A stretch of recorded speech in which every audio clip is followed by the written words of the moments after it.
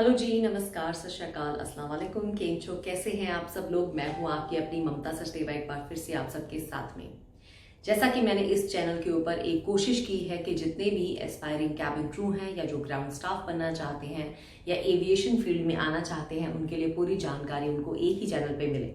मेरे दो चैनल हैं, एक का नाम है ट्रैवल विद ममता, जिसको मैंने आज से कुछ साल पहले शुरू किया था इस सोच से कि मैं बहुत सारे लोगों की मदद करूंगी कैबिन क्रू बनने के लिए और एविएशन में आने के लिए, जहां मैं बहुत हद तक कामयाब रही। लेकिन लोगों की रिक्वेस्ट पे मैंने बहुत सारे ट्रैवल वीडियोस भी डाले और अपने लाइफस्टाइल वीडियोस भी डाले, जिसके चलते उस चैनल के ऊपर वीडियोस बहुत सारा मिक्स हो गया और लोगों को वीडियोस ढूंढने में थोड़ी दिक्कत आ रही थी। तो जिसके चलते मैंने ये अपना नया चैनल लॉन्च किया है, जिसका नाम है हेलो कैबिन क्रू। और आपने दोनों चैनल्स के ऊपर मुझे सब्सक्राइब करना है और घंटी का बटन दबाना नहीं भूलना है, क्योंकि टाइम टू टाइम बहुत अच्छे वीडियोस आपको मिलते रहेंगे, ये मेरा वादा है। जो भी वीडियोस के लिंक या मैं जो भी अपने चैनल के लिंक हैं, वो सारे इस वीडियो के नीचे डिस्क्रिप्शन बॉक्स में आपके लिए डाल दूंगी।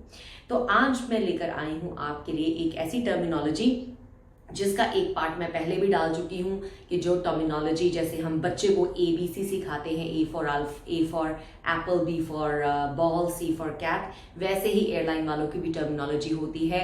ABC की बहुत डिफरेंट होती है, उसको एयरलाइन टर्मिनोलॉजी फोनिक्स भी बोला जाता है, जिसके ऊपर ऑलरेडी मैं वीडियो डाल चुकी हूँ, वो आप जाके देख सकते हैं। बहुत काम की वीडियो है, अगर आपने कहीं पे भी एविएशन सेगमेंट में काम करना है तो आपके वो काम आने वाली चीज है।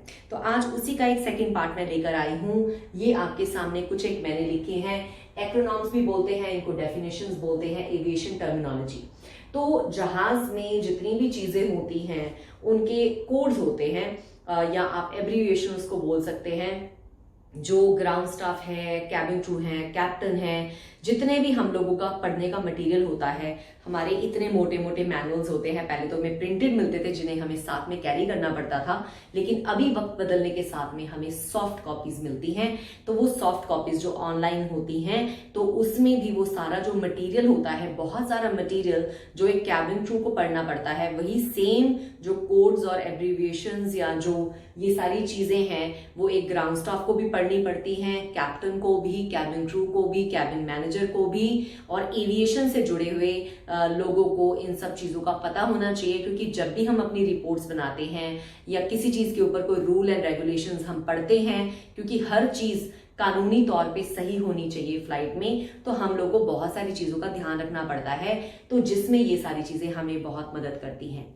ये कोर्स जो हैं वो हजारों हैं, लेकिन मैंने क्योंकि आपको थोड़ा सा एक किक स्टार्ट देने की कोशिश की है, सिर्फ आपको थोड़ा सा ये बताने की कोशिश की है इन कोर्स के जरिए कि किस तरह के कोर्स होते हैं और उनके क्या मतलब होते हैं। अगर आप चाहें तो आप इनको नोट कर सकते हैं, इनको याद कर सकते हैं, आपको आगे करियर में काम आएंगे। और इससे रिलेटेड भी जब आप सिलेक्ट हो जाएंगे एक एयरलाइन में, तो जब एयरलाइन आपको, या मान लो आप ग्राउंड स्टाफ सिलेक्ट हो जाते हो या किसी भी एविएशन सेगमेंट में अगर आप सिलेक्ट हो जाते हो किसी भी डिपार्टमेंट में, तो ये सारे वर्ड्स कहीं ना कहीं आपको देखने को, सुनने को, पढ़ने को जरूर मिलेंगे, जिसका टेस्ट भी होता है, एग्जाम्स भी होते हैं, तो ये आपके काम आ सकता है। तो चलिए, अभी बातें हो गई बहुत ज्यादा, अब करते हैं इसकी शुरुआत। तो आपको मैं कुछ एक कोर्स दिखा रही हूँ, ये सारे टोटल नहीं है, मेरे पास बहुत सारे कोर्स हैं, ऑनलाइन भी हैं, लेकिन सारे आपसे रिलेटेड नहीं है फिलहाल। तो ये आपको थोड़ी जानकारी के लिए आप इनको नोट कर लें अपनी डायरी में। जैसे मैंने आपको कहा है, जो लोग कैबिन क्रू बनना चाहते हैं उनको एक डायरी या एक नोटबुक लगा लेनी चाहिए, और जो जो चीजें भी मैं डे टू डे कराती हूँ वो आप नोट करके रख सकते हो, आपके काम आ जाएंगी। तो चलिए शुरुआत करते हैं।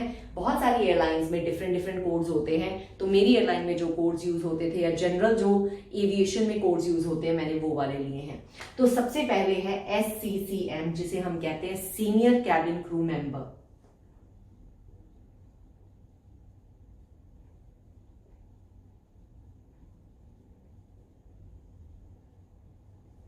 तो SCCM को हम बोलते हैं senior cabin crew member, CC को हम बोलते हैं कैबिन क्रू,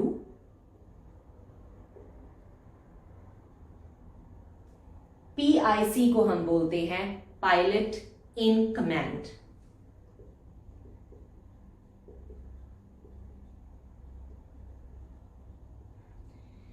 जैसे कि पहले वीडियो में मैंने आपको बताया था, पायलट इन कमांड कौन होता है। पायलट इन कमांड होता है जो जहाज में कैप्टन की 2 सीटें आपको मैंने पहले जो सबसे वीडियो मैंने आपको एयरलाइन टर्मिनोलॉजी के बारे में डाली है, मेरे चैनल के ऊपर है, उसमें मैंने पूरा आपको जहाज के अंदर का लेआउट समझाया है। वो वीडियो आप जरूर देखिएगा। जिस साइड कैप्टन बैठता है और जो फ्लाइट में डिसीजन लेता है, कैप्टन पेपर साइन करता है या अगर फ्लाइट में कोई इमरजेंसी होती है डिसीजन लेता है, उसे हम पायलट इन कमांड बोलते हैं। फ्लाइट में 2 पायलट भी हो सकते हैं, 4 भी हो सकते हैं, लेकिन अगर जितने भी पायलट हैं, पायलट इन कमांड उस टाइम पे एक ही होता है, एक टाइम पे 2 नहीं होते।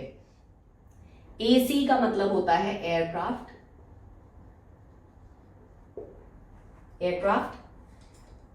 ETD इसका मतलब होता है estimated time of departure.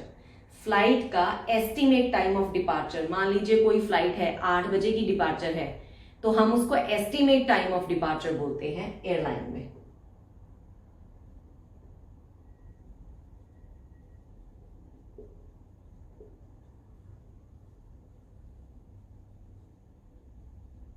Departure होता है जब फ्लाइट जाती है, डिपार्ट करती है।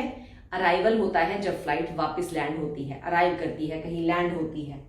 तो ETD है estimated time of departure, ETA है एस्टिमेटेड टाइम ऑफ अराइवल या estimate time of arrival. TO का मतलब होता है टेक ऑफ।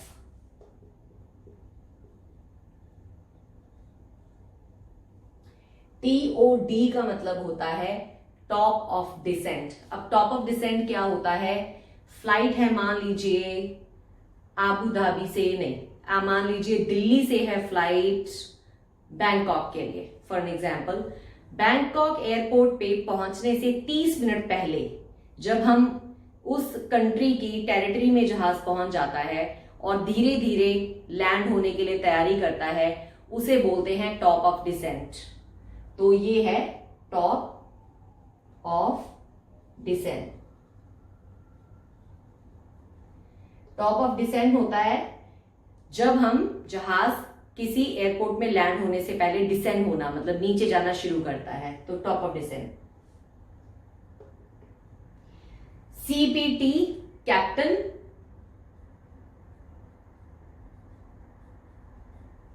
LAV मैंने आपको पहली वीडियो में भी बताया था, ये लेवेटरी का शॉर्ट फॉर्म है LAV। लेवेटरी, जहाज में जो टॉयलेट होती है उसको लेवेटरी बोला जाता है, तो इट इज अ लेवेटरी का short form, lavatory. Next one is OXY, O2 या PO। इन तीनों का मतलब होता है पोर्टेबल ऑक्सीजन या ऑक्सीजन। तो जो ऑक्सीजन की बॉटल्स थेराप्यूटिक रीजन से, मतलब किसी की जान बचाने के लिए यूज की जाती हैं, जैसे हम ऑक्सीजन किसी को पैसेंजर को देते हैं फ्लाइट में, तो उनको बोला जाता है इधर ऑक्सीजन OXY, O2 या PO। तो एयरलाइन जो भी इसमें से यूज करना चाहती है अपने मैनुअल में, पढ़ाई के मटेरियल में, तो यूज कर सकती है। तो this is called portable oxygen. PA public announcement, जो अनाउंसमेंट्स आप फ्लाइट में सुनते हैं, क्रू करते हैं, देवी और सज्जनों आप सबका स्वागत है, कृपया अपनी सीट की पेटी बांध के रखें, सामान कक्षों को ना खोलें, वगैरह वगैरह। हिंदी में, इंग्लिश में जो भी PA का मतलब होता है पैसेंजर अनाउंसमेंट। इसे पब्लिक अनाउंसमेंट भी कहा जाता है। STBY, it is a code for stand by crew. मैं एक्सप्लेन करती हूं स्टैंड बाय क्या होता है। स्टैंड बाय का मतलब होता है, मान लीजिए मैं मैनेजर हूं, मेरी आज फ्लाइट है रात को, लेकिन मैं बीमार हो गई, अब मेरी जगह किसी और को भेजना है एयरलाइन में। अगर किसी की छुट्टी है तो वो क्यों जाएगा? तो क्या होता था, हर रोज कुछ ना कुछ फ्लाइट के लिए क्रू को स्टैंड बाय पे रखा जाता है। फॉर एन एग्जाम्पल, अगर आज मेरी फ्लाइट नहीं है तो कभी कभी कंपनी हमारे जो रोस्टर्स होते हैं, ड्यूटी जहां पे हमारी पब्लिश होती है, वहां पे एक कोड होता है स्टैंड बाय, STBY। तो मतलब कि मैं आज स्टैंड बाय ड्यूटी पे हूं, मान लीजिए 10 बजे से लेके रात के 2 बजे तक या 2 बजे से लेके 6 बजे तक। तो उस टाइम में मेकअप करके अपने बैग तैयार करके मुझे बैठना पड़ता है, वेट करना पड़ता है कॉल का, कि अगर कोई इमरजेंसी हो जाए, कोई क्रू की तबीयत खराब हो जाए फ्लाइट पे जाने से पहले, तो वो मुझे बुला लेंगे। उस कोड को कहा जाता है स्टैंड बाय। PAX बोला जाता है पैसेंजर। ये वर्ड आपको बहुत सुनने को मिलता है क्योंकि हमारे पास भी क्रू के पास पैसेंजर की लिस्ट आती है जिसमें सब पैसेंजर जो हम फ्लाइट पे लेके जाते हैं उनकी लिस्ट हमारे पास होती है। हर पैसेंजर का नाम हमारे पास लिखा होता है, किसी पैसेंजर ने क्या फ्लाइट पे स्पेशल फूड ऑर्डर किया है, किसी की तबीयत खराब है, हर चीज की लिस्ट हमारे पास आती है। तो वो PAX, उस पे पैसेंजर नहीं लिखा होता, PAX होता है उसका word. AOB all on board.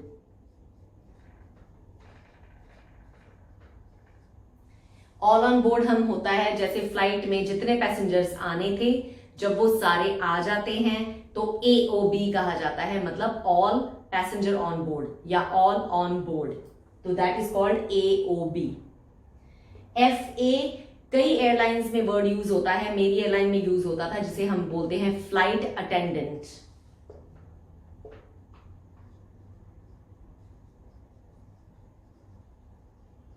So flight attendant और कैबिन क्रू सेम चीज है लेकिन कोड्स डिफरेंट है। कुछ एयरलाइन CC यूज करती हैं, जैसे हमारे जो डॉक्यूमेंटेशन होते हैं उस पे हमारे नाम के सामने CC लिखा होता है cabin crew.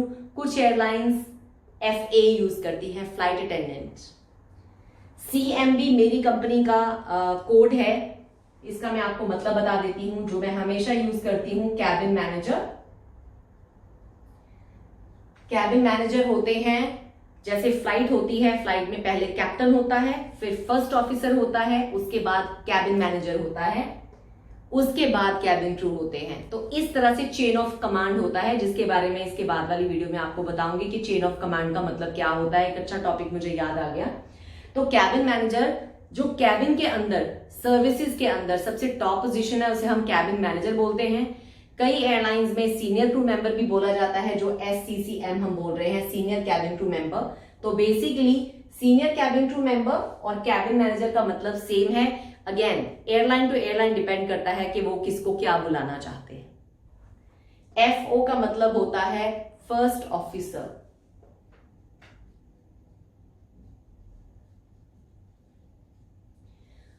Captain, first officer. Captain जो पायलट इन कमांड है, फर्स्ट ऑफिसर जो राइट हैंड साइड सीट पे बैठता है, सेकंड अथॉरिटी उसको बोला जाता है। पर डिफरेंट एयरलाइंस में डिफरेंट तरीके से इस चीज को एक्सप्लेन किया जाता है, लेकिन ये जस्ट एब्रीविएशन मैंने आपको दी है, थोड़ा सा आउटर लेयर थोड़ा दिखाने के लिए, to prepare you guys mentally. So first officer हो गया। TOD होता है टॉप ऑफ डिसेंट, शायद मैंने 2 बार लिख दिया, यहां पे भी लिखा था मैंने, तो इसको मैं कैंसिल कर देती हूं, ये मैंने ऑलरेडी एक्सप्लेन कर दिया है आपको। इसके बाद आता है WC। Just 1 moment please.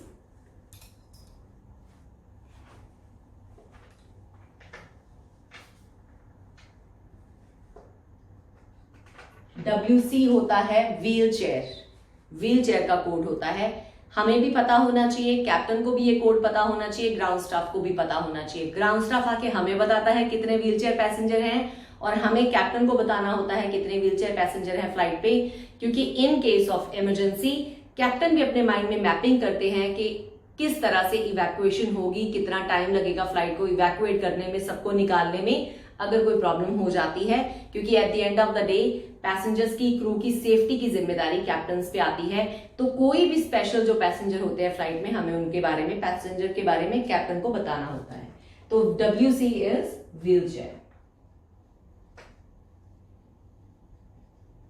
उसके अलावा भी बहुत सारी टर्मिनोलॉजीज हैं, अगर आपको लगता है आप जानना चाहते हैं तो हम क्या करेंगे। ये तो मैंने जनरल टर्मिनोलॉजीज आपको एब्रीविएशंस बता दिए, आप देख सकते हैं, लेकिन आने वाले दिनों में अगर आप स्पेसिफिकली बोलेंगे तो जो मेडिकल से रिलेटेड फ्लाइट में हम टर्मिनोलॉजीज यूज करते हैं, मैं उनका एक अलग से वीडियो बनाऊंगी। और जो टर्मिनोलॉजीज जो सेफ्टी सिक्योरिटी इक्विपमेंट्स होते हैं उनके बारे में मैं अलग से वीडियो बना सकती हूँ। और जो ये जनरल कैबिन क्रू से रिलेटेड, कैप्टन से रिलेटेड जनरल टर्मिनोलॉजीज होती हैं, वो हम अलग तरीके से और उनको अलग अलग वीडियोस में हम ले सकते हैं। तो बताना आपने है, अगर आपका इसमें इंटरेस्ट आ रहा है या नहीं आ रहा है, तो आपने कहाँ बताना है, मेरी वीडियो के नीचे कमेंट सेक्शन में। और फिर से रिमाइंडर, अगर आपको मेरे वीडियोस पसंद आ रहे हैं, मेरी ये एफर्ट आपको पसंद आ रही है, तो प्लीज सब्सक्राइब जरूर करके जाइएगा और अपने सब दोस्तों को जो एस्पायरिंग कैबिन क्रू हैं उनको भी बताइएगा इस चैनल के बारे में, ताकि ये जो इन्फॉर्मेशन है वो घर घर पहुंचे।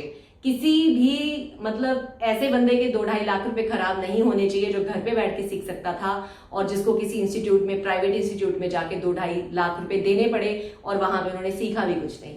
तो चलिए दोस्तों, आज के लिए इतना ही। मैं ममता सचदेवा ले रही हूँ आपसे विदा। मुलाकात होगी बहुत ही जल्द। इसके बाद भी बहुत और अच्छी अच्छी वीडियोस आएंगी, लेकिन आपने मुझे बताना है कि किस तरह की वीडियोस आपको पसंद आ रही हैं और कौन सी इंफॉर्मेशन आप जानना चाहते हैं। तब तक के लिए गुड बाय।